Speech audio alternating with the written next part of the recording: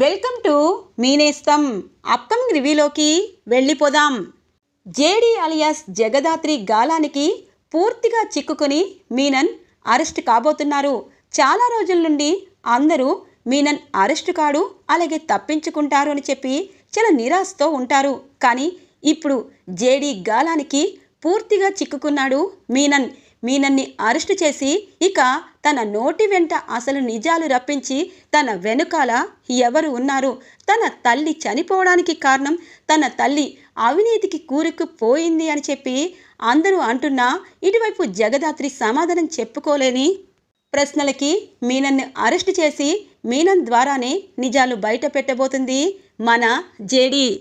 ప్రభుత్వంలో ఉన్న కొంతమంది అవినీతి మంత్రులని ఇక రోడ్డుపై తీసుకువచ్చి వాళ్ళు చేసిన దందాలతో సహా అన్నీ బయట పెట్టబోతుంది మన జేడీ. ఇక జేడీ కేడీ రివ్యూ అనేది అప్కమింగ్ రివ్యూలో ఏం జరుగుతుంది అన్నది తెలుసుకోవాలి అంటే మా ఛానల్ని వెంటనే సబ్స్క్రైబ్ చేసుకోండి. అప్కమింగ్ రివ్యూలోకి వెళ్ళిపోదాం. మీనన్ ప్లాన్ని తిప్పుకొట్టి జేడీ కేడీ ఫామ్ హౌస్కి చేరుకుంటారు. జేడీ కేడీని చూసిన మీనన్ వణికిపోతూ ఉంటారు. అటు హెల్త్ మినిస్టర్కి అర్థమవుతుంది ఈ జేడీ కేడీ చాలా అంటే చాలా తెలివిగలవారు. మీనన్ ఏదో కారు పంపి వాళ్ళని డైవర్ట్ చేశాను అనుకున్నారు. కానీ వాళ్ళు మాత్రం మీనన్నే పట్టుకోవడానికి వచ్చారు. నేను ఈ మీనన్తో అనవసరంగా చేతులు కలిపాను అని చెప్పి ఇక అక్కడున్న హెల్త్ మినిస్టర్ పరుగు పెడుతూ వెళ్ళిపోతూ ఉంటారు. ఇటు మీనన్ చాలామంది పిల్లల్ని కిడ్నాప్ చేసి వాళ్ళ అవయవాలను తీసుకోవాలనుకుంటారు కదా, అలా ఒక 2-3 అవయవాలను అయితే తీసుకొని పాపం వాళ్ళ శవాల్ని అతి కిరాతకంగా ఇక అక్కడే సమాధి చేస్తూ ఉంటారు.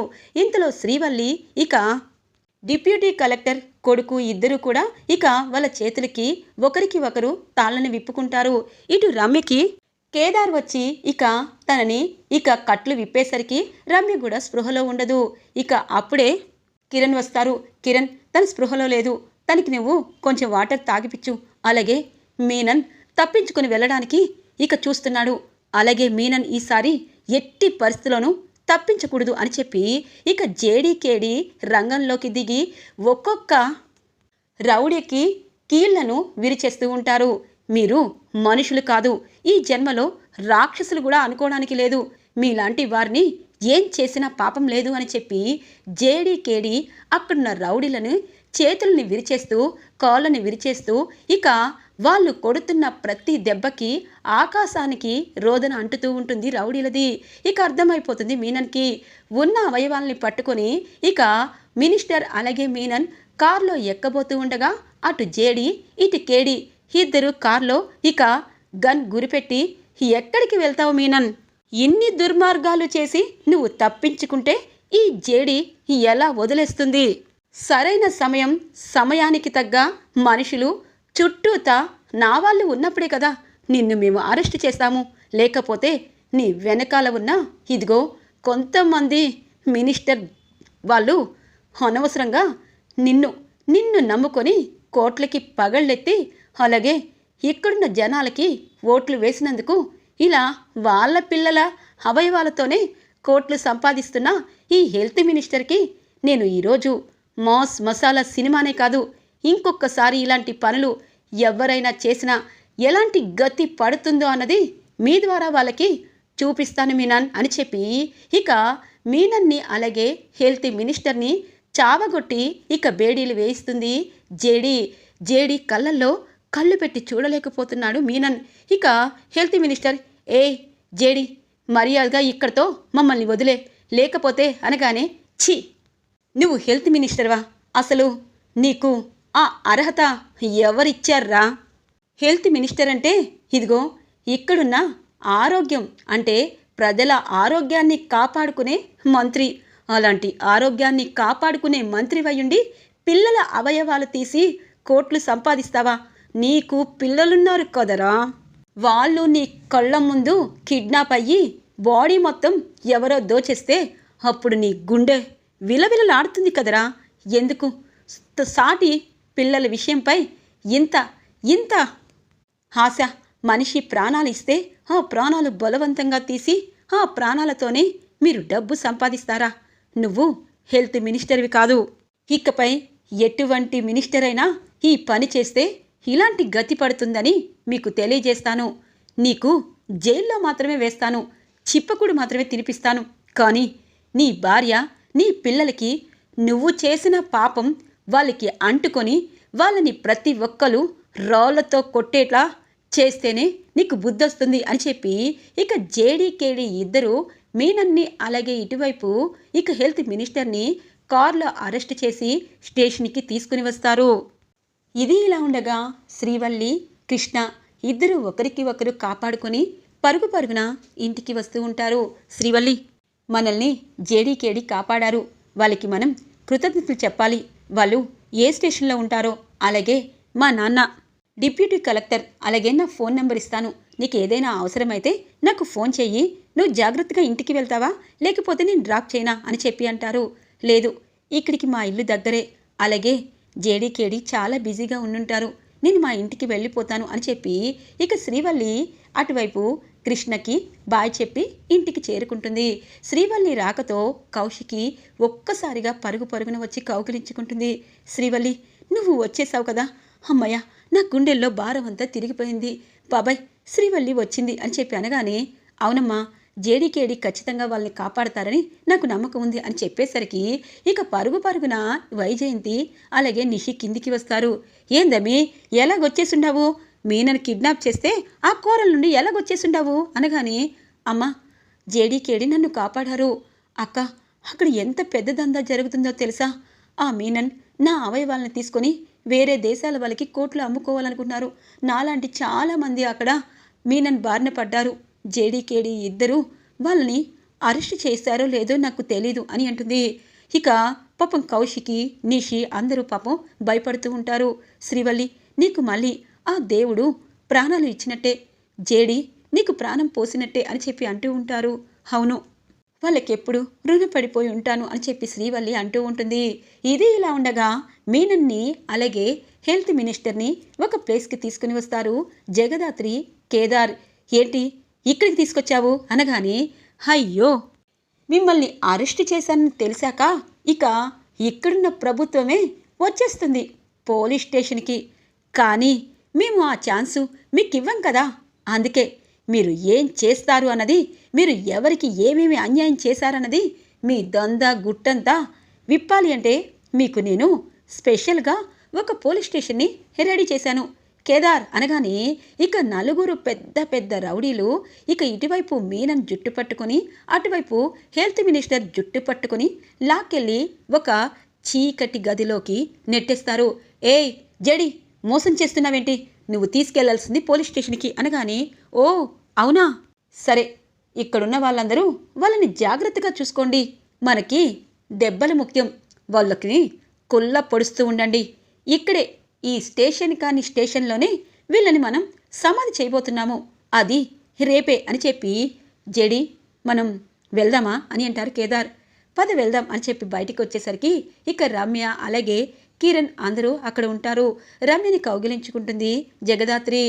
చూడు రమ్య, మన టీం అంతా ఇలా వర్క్ చేయడం వల్లే ఆ మీనన్ని మనం పట్టుకోగలిగాము. నిజంగా ప్రాణాలకు తెగించి మాకు సహాయం చేశావు అనగానే, మేడం అలా అంటారేంటి? నేను చనిపోతానో లేదో నాకు భయం లేదు, చాలామంది పిల్లల్ని కాపాడుకోగలిగాము. శ్రీవల్లి సేవైనట్టుంది మేడం అనగానే ఇక ఇంటికి ఫోన్ చేస్తారు కేదార్. ఇక కౌశికి శ్రీవల్లి ఇంటికి వచ్చిందని క్షేమంగా చెప్పడంతో అమ్మయ్య అని ఊపిరి పీల్చుకుంటారు. జడి, నేను అలసిపోయాను అనగానే, కేదార్ నేను కూడా అలసిపోయాను అని చెప్పి ఇద్దరు ఇక చీర అలాగే వాళ్ళ డ్రెస్సులు వేసుకొని ఇంటికి చేరుకుంటారు జగదాత్రి, కేదార్. ఇక జగదాత్రి, కేదార్ రాగానే ఇటువైపు నిషి, చూసావా వదిన, శ్రీవల్లి అంటే ఇంత ప్రేమ అంత ప్రేమ అంటారు, కానీ స్కూల్కు వెళ్ళిపోయింది. శ్రీవల్లి పాపం వచ్చేసింది మీనన్ నుండి అంటే, వదిన ఏమైంది? మీనన్ నుండి శ్రీవల్లి ఎలా వచ్చిందంటారు అని అంటుంది జగదాత్రి. అంటే మీనన్ ఎక్కడ ఉన్నాడో తెలీదు, అలాగే చాలామంది పిల్లల విషయంలో చాలా పాపాలు చేశారు, అలాగే అక్కడ ఉన్నవాళ్ళు ఎవరు ఏమైపోయారు అన్నది కూడా ఇటువైపు శ్రీవల్లి అలాగే ఎవరు చెప్పలేకపోతున్నారు అనగానే కేదార్ వైపు చూస్తుంది జగదాత్రి. మీరు ఫ్రెష్ అయ్యి రండి, అందరం ఈరోజు హోటల్కి వెళ్దాము అని అంటుంది కౌశికి. వదిన మనం వెళ్దాంలే, జగదాత్రి కేదార్ ఇంట్లో ఉంటారు అనగానే, ఎందుకు నిషి, జగదాత్రి వాళ్ళ అమ్మ విషయంలో చాలా బాధపడుతుంది. అందుకే ఈరోజు అలా హోటల్లో లంచ్ చేసి వస్తే అందరూ ప్రశాంతంగా ఉంటారు. శ్రీవల్లి, ఇక భయాలన్నీ మర్చిపో. ఎందుకంటే మన వెనకాల జేడీకేడి ఉన్నారు. అలాగే వాళ్ళకి భోజనానికి కూడా నేను హోటల్కి రమ్మన్నాను అనగానే ఒక్కసారిగా జగదాత్రి కేదార్ ఒకరికి ఒకరు చూసుకుంటారు. వదినా, జేడీకేడి వస్తున్నారా అనగానే అవును అని చెప్పి అంటూ ఉంటుంది. అయ్యో వదినా, నాకు చాలా తలనొప్పిగా ఉంది, నేను రాలేను అనగానే దాత్రిని చూసుకోవాలక్క, నేను రాలేను అని అంటారు కేదార్. చూసావా వదినా, మీరు ఎంత పిలిచినా వాళ్ళు రాలేదు. వీళ్ళు రాకపోతేనే మంచిది. మనమే మంచి హోటల్కి వెళ్దాం. యువరాజ్, నువ్వు త్వరగా రా అనగానే వస్తున్నాను అని చెప్పి ఇక యువరాజ్, వైజయంతి, శ్రీవల్లి, సుధాకర్ అందరూ రెడీ అవుతారు హోటల్కి వెళ్ళడం కోసం. ఇటు జేడీకేడి వాళ్ళకి బాయ్ చెప్తారు. అమ్మయ్య కేదార్, మనం గనక ఇప్పుడు హోటల్కి వెళ్తే జేడీకేడిని తీసుకురావడంలో మనం చాలా అంటే చాలా ఎక్కువ వర్క్ చేయాల్సి వచ్చేది అనగానే అవును దాత్రి, నీ తలనొప్పి చాలా మంచి పని చేసింది. ఇప్పుడు మనం హోటల్కి వెళ్ళాలి.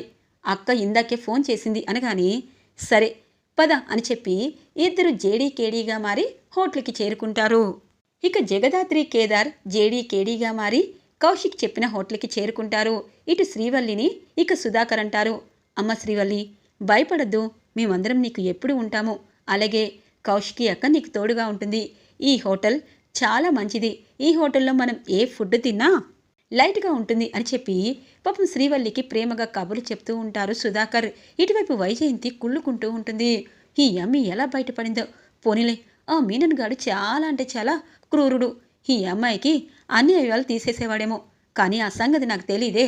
ఇప్పుడు ఆ వెనకాల నేనే ఉన్నాను అంటే ఇక నన్ను ఈ హోటల్లోనే చంపేస్తారు.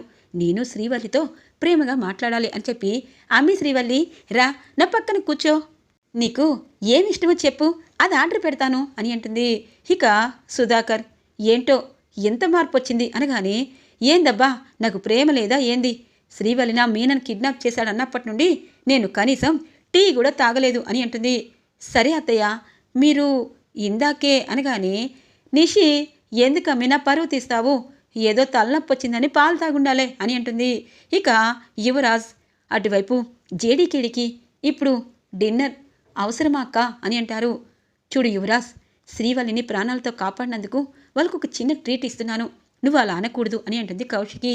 ఇక జేడీకేడి వస్తారు. జేడీకేడి అందరినీ చూసి ఇక చాలా హ్యాపీగా ఫీల్ అవుతారు. అందరూ లంచ్ చేస్తూ నిజం చెప్పాలంటే ఆ మీనన్ అలాగే వేరే ఎవరైనా ఉన్నారా అనగానే ఉన్నారు మేడం, ఎందుకంటే ఈ విషయాలు ఎవరికీ చెప్పాలనుకోవటం లేదు. కానీ మీనన్ని మేము ఒక సీక్రెట్ ప్లేస్లో ఉంచాము. తనతో నిజాలు బయట పెట్టే రోజొస్తుంది. తన వెనకాల ఎవరున్నారు, అలాగే తను ఎన్నో పాపాలు చేశాడు కాబట్టి ఆ పాపాలన్నీ వెలికి తీసే ఛాన్స్ మాకొచ్చింది. అందుకే తన్ని అరెస్ట్ చేసిన అండర్ గ్రౌండ్లో దాచిపెట్టాము అని అంటుంది జేడీ. ఇక అలాంటి వాళ్ళు నోటి నిండా బయటికి రాకపోతే వాళ్ళ ప్రాణాలే ముప్పని ఖచ్చితంగా నిజాలు చెప్తారు అని చెప్పి కేదార్ చెప్తూ ఉంటారు. ఇక ఇటువైపు వైజయంతి అమ్మో, ఆ మీనన్ని వీళ్ళు సీక్రెట్గా దాచారా? ఓ ఎమ్మో, ఈ పిల్ల చేసినంత చేసిద్ది, నా పేరు కూడా మీనని చెప్తాడేమో అని చెప్పి షాక్ అవుతూ ఉంటుంది. ఇక నిషి అంటుంది, అంటే మీనన్ వెనకాల ఎవరో ఉండి చేయిస్తున్నారు, వాళ్ళని కూడా పట్టుకున్నారు కదా, మరి మినిస్టర్ వాళ్ళు మీకు ప్రాబ్లం ఏమి ఉండదా అని అంటుంది. చూడండి, ప్రాబ్లం చేసే వాళ్ళని పట్టుకొని శిక్షించడమే మాకు పని. మాకు ప్రాబ్లం చేస్తే వాళ్ళే చిక్కుల్లో పడతారు. అలాగే జగదాత్రి గారు, కేదార్ వాళ్ళు రాలేదా అని అడుగుతుంది.